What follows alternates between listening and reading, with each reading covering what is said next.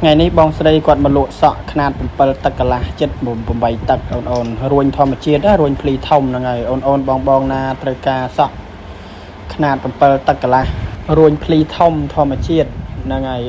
សក់ហ្នឹងបើតទៅបានម្នាក់ហ្មងហ្នឹងហើយកាត់ពីគាត់ម្នាក់ពេលយើងតវិញបានម្នាក់ដែរមកស្អាតហ្មងសម្រាប់អូនបងដែលចង់លក់សក់ឬចង់តសក់ចង់បានសក់ប្រទេសសក់បួងសក់